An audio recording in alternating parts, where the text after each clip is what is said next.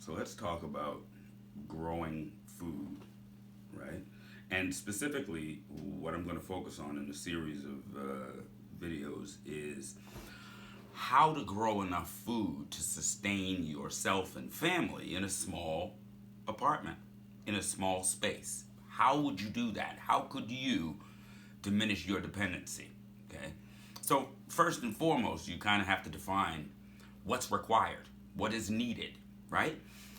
Plants and food and various flora have been propagating for millions of years without human intervention. They don't need us, and it will happen. They will grow, they will flourish, they will self propagate. So it doesn't need human intervention in order for growth to occur. So all we're doing when we talk about growing food is recognizing the nature of a thing and working with that to produce benefit for us without creating a detriment to them. I'll say that again. That's a very important point. It is to work with nature in order to use its attributes to benefit ourselves without producing a detriment to them. Okay? So what do we need? What are the elements relative to growing? What are the integers at work, right? You need sun, which is light. You need a medium, which can be soil, it can be water, it can be a host of different mediums. I've seen things grow in rocks and in sand, right? So you need the light, you need a medium, you need wind, and you need controlled temperatures, a variable or a threshold where the temperature will swing, right? 30 degrees swing is too much for a plant, right? So you need a consistent temperature range for it to grow. Outside of that, it will grow. You can take and drop seeds in a damp area on a rug, and as long as moisture is maintained, as long as it has a certain amount of light, it will grow, right? Again, it doesn't need human intervention in order to happen. It's a matter of understanding the nature and using that. So, in a confined space, how would we grow? How would we turn our walls into food production spaces, right? In a small apartment, how could you possibly generate and produce enough food to sustain your family?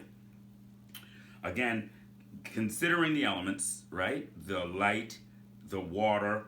Did I mention water? Right, water is most important. Light, water, medium, and wind. Okay? Why wind? Why do I say wind? It's not just wind, but it's what you give off. You know, your grandparents used to say, go talk to your plants and it would make them grow. Well, it's actually factual, right? Because you're emitting carbon dioxide and the plant breathes that in. And the plant breathes out oxygen and you breathe that in. So it's a symbiotic relationship where you keep each other alive. Well, this doesn't simply end where you've harvested the plant. It's still keeping you alive. And so, but where's the symbiosis there, right? Why is it keeping you alive? Because eventually you will die, deteriorate, turn into fertilizer if you don't follow this man and cremate yourself.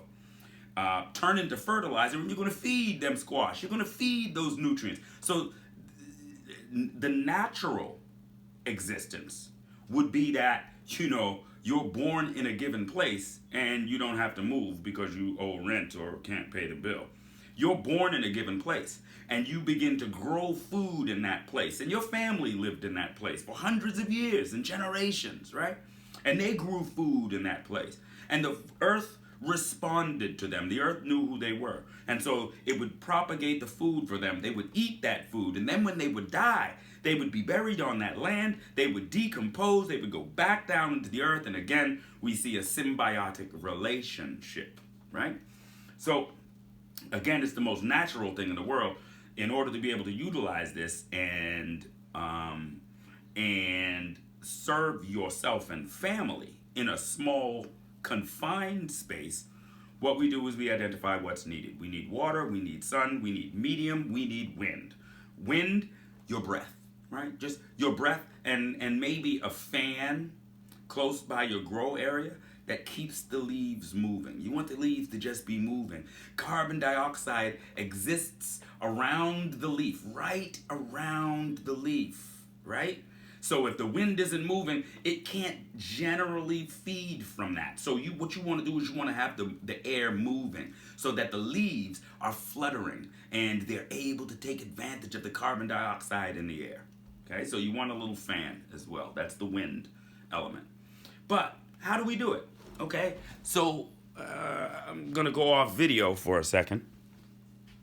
And what you see here is one of the propagation lights that I have. So this is, if you can see it, a very simple design, right? It's a T, oops. It's a T with a light suspended that I can raise and lower as I see fit. What you want to do is you want to have the light as close to your plants as possible. This has been very difficult in the past because the lights generally also throw off heat. But in this case, we're using fluorescent lights, the T5 lighting, and it doesn't throw off any heat. You can touch the bulb, it won't burn you. So you can put that very close to the propagation area. You can put that close to your seedlings and give them maximum light exposure.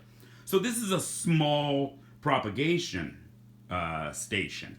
But if we look at this is a garment holder, right? And so it is the exact same principle. What I can do is I have the ability to hang a shoe tree, right? The old shoe tree with the plastic pockets and you put your shoes inside of them. The old shoe tree. I can hang a shoe tree in this space, okay? Then I can press holes into each station within the shoe tree. Each one of them I'm going to press 3 or 4 holes in the bottom, okay? And I'll do that all the way down. Now I can suspend, the same way that I have that light there, I can suspend a light here. Now, in that regard, what I would want to do is I would want to have a light whose housing came out to about this far, right? Why? Because I want the light to throw on every plant. And you're noticing that I'm speaking on both sides because if I have a shoe tree on this side, I could have a shoe tree on that side as well. And then we're throwing light down the entire apparatus to every station in the grow. In addition, I am able to run air line tubing. So air line tubing, you can find in any pet store, right? You can find air line tubing in any pet store.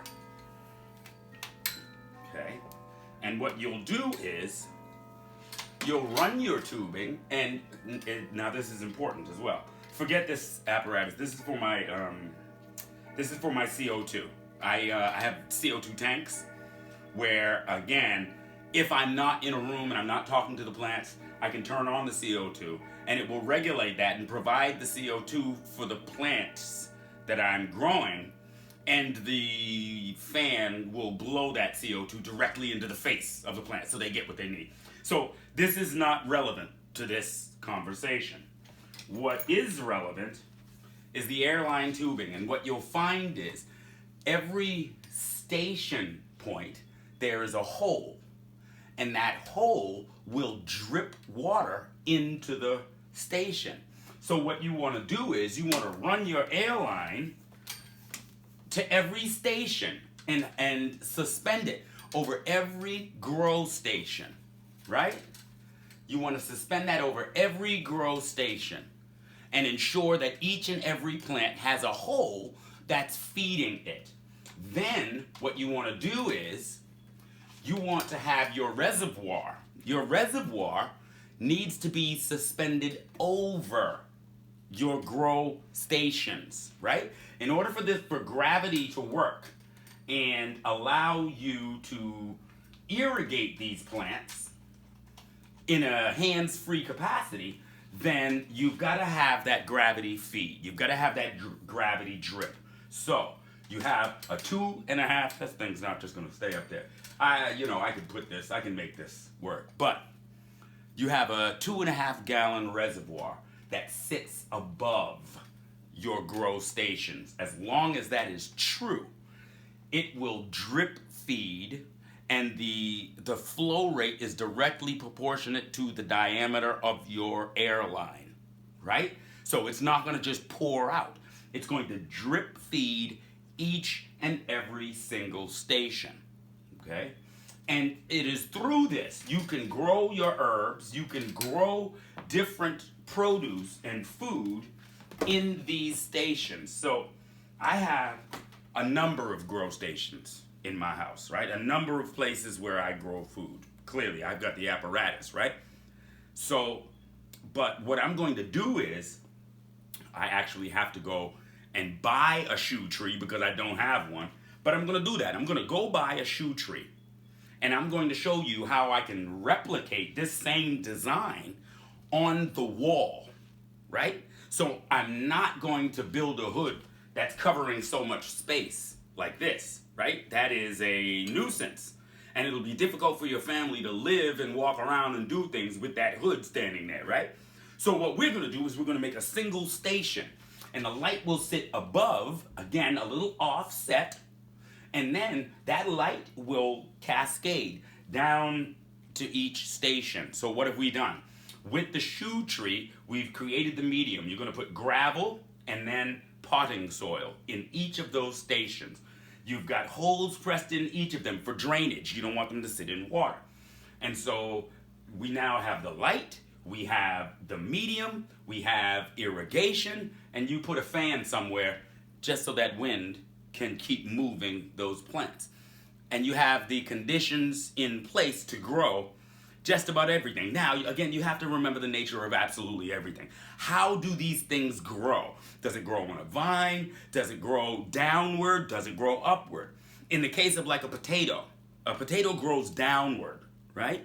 So you can still grow potatoes in your house. What you could do is you can get like a bag. You can get like a bag, right? And roll that bag all the way down and fill that with soil. Saturate that soil with water. Make sure that it's not dry. I like to saturate my soil for 24 hours. I like to make sure it's completely wet, right? And we want to make that basically mud for 24 hours, okay? Once you've done that and you've rolled that bag down, you can then place your tuber into the soil, cover it up with dirt, not too deep, right? Cover it up with dirt. Provide the lighting. Continue to water. As you see the tuber begin to break through the ground, you roll up the bag, right? And you fill that in again with soil, covering the growth, right? Lightly, you don't pack it in, you lightly cover that growth, right? As it pokes back through the ground, you roll it up, cover it with growth. What you're doing is you're giving it the space and the ability to grow. As it's growing up top, it's also growing down bottom, and it's growing tubers. So you can grow your potatoes in the house. You can grow basically anything. It's simply a matter of, again, understanding the nature of a thing, how it's going to grow, what it needs, and it'll automatically do it. You produce the conditions conducive to its doing its thing, and it will do its thing. So again, we're going to go a little deep into this. I'm going to show you how in an apartment, no matter where you live, right? How you can grow 365 days a year. You can grow all the food that you need to sustain your family in an apartment. Yeah, we're going to go through that. I'm going to show you how to do that.